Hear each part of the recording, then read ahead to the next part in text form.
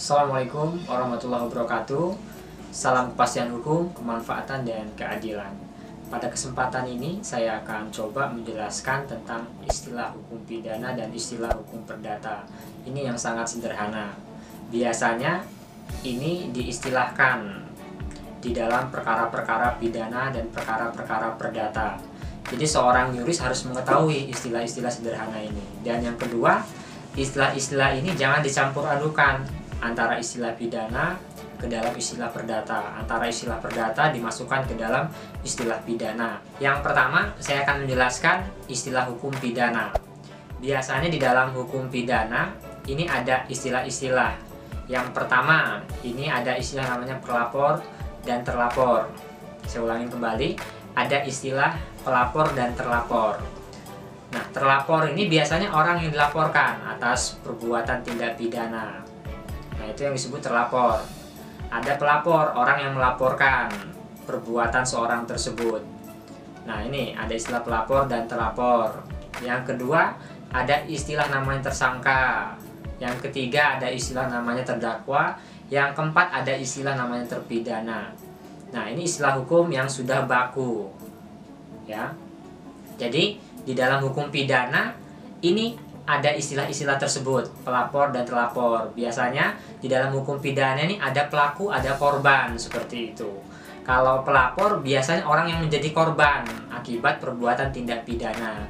Yang kedua ada terlapor. Terlapor ini biasanya orang yang melakukan tindak pidana tersebut.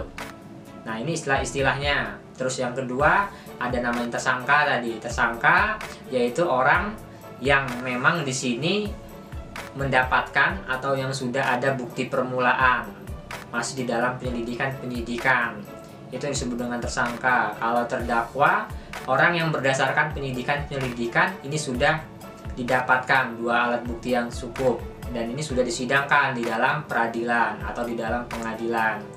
Yang selanjutnya ini ada istilah namanya terpidana. Terpidana ialah orang yang sudah diputuskan tuntutannya oleh pengadilan, yang udah perkaranya ini sudah diputuskan oleh hakim, maka orang tersebut menjalankan hukumannya, itu yang disebut dengan terpidana. Nah, yang kedua ada istilah hukum dalam hukum perdata. Yang pertama ini ada penggugat dan tergugat. Yang kedua ini ada istilahnya namanya pemohon dan termohon. Yang ketiga ini ada istilah namanya kreditur dan debitur. Nah, kalau dalam hukum perdata ini cuma tiga inilah istilahnya. Ada penggugat dan tergugat. Penggugat ini orang yang melaporkan terhadap tergugat atau yang mau dilaporkannya. Ini biasanya kasusnya wan prestasi atau perbuatan melawan hukum. Penggugat orang yang melaporkan tadi ke pengadilan dengan membuat gugatannya, dengan membuat konsepnya. Apakah itu bentuknya perjanjian, ya kan? Apakah itu berbentuk PMH, perbuatan melawan hukum. Nah, itu istilah-istilah di dalam hukum pidana dan hukum perdata. Jangan sampai terbolak-balik. Kalau dalam hukum perdata tadi ada penggugat dan tergugat, itu lawannya. Ada pemohon atau termohon, ada kreditur atau debitur. Jangan sampai salah menulisnya di dalam konsep. Ada pemohon, ada tergugat. Jangan kalau pemohon termohon. Kalau penggugat ya tergugat. Jangan sampai penggugat termohon lawannya. Jangan. Ini harus jelas subjek hukumnya antara penggugat dan tergugat, pemohon, termohon, kreditur, debitur. Nah, itu istilah-istilah sederhana di dalam perkara pidana maupun perdata. Sumber hukumnya. Kalau di dalam tindak pidana atau perbuatan pidana atau delik ya yang saya sebutkan tadi, ada tersangka, terdakwa, terpidana, ada terlapor misalkan seperti itu. Sudah diatur di dalam KUHP, Kitab Undang-Undang Hukum Acara Pidana, atau secara acaranya, dan perbuatan-perbuatan tersebut ini sudah diatur secara material di dalam KUHP, Kitab Undang-Undang Hukum Pidana, itu yang ada di Wetboek Panstrafrecht.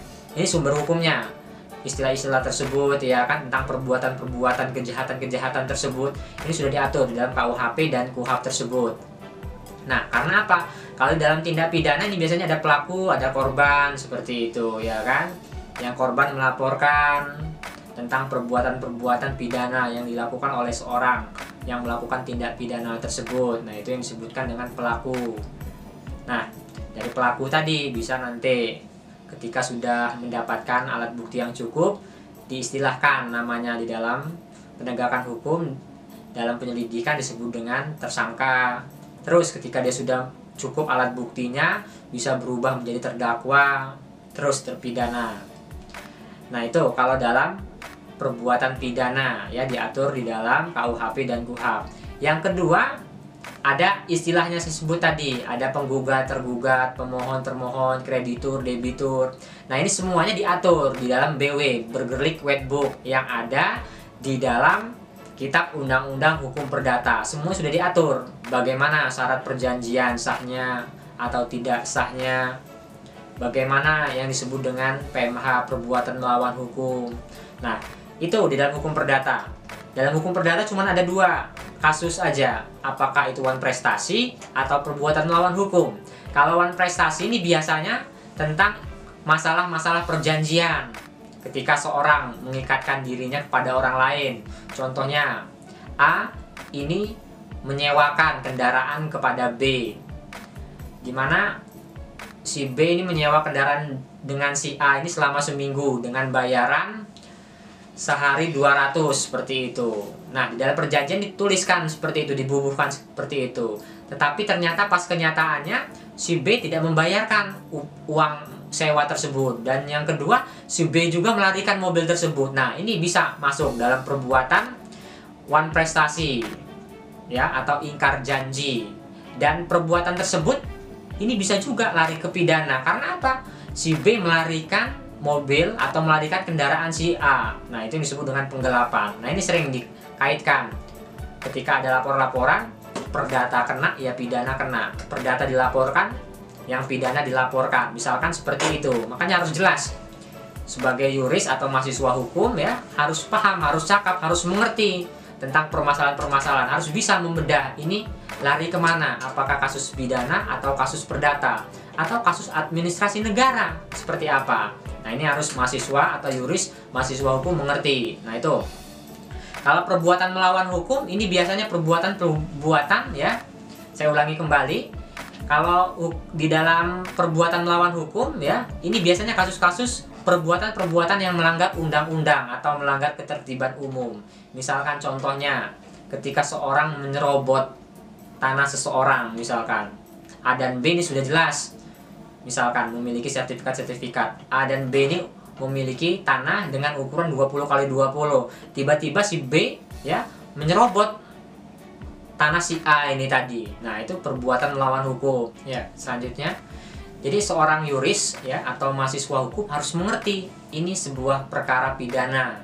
Ini perkara perdata. Dan menggunakan istilah-istilah pidana dan perdata ini harus hati-hati, jangan sampai terbolak-balik.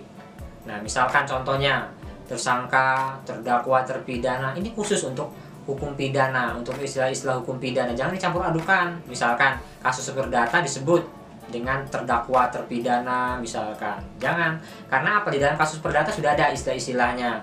Penggugat, tergugat, pemohon, termohon, kreditur, debitur. Ketika ada permasalahan PMH, ketika ada permasalahan wan prestasi, maka langsung menghadap ke pengadilan untuk menggugat orang tersebut. Atau tadi misalkan kasusnya saya sebutkan tadi, dia wan prestasi kena atau PMH-nya kena, terus pidananya kena, nggak apa-apa, dilaporkan keduanya. Laporan perdata iya, laporan pidana iya. Sekilas ruang hukum dari saya, semoga bermanfaat. Nantikan video-video saya selanjutnya. Salam kepastian hukum, kemanfaatan, dan keadilan. Wassalamualaikum warahmatullahi wabarakatuh.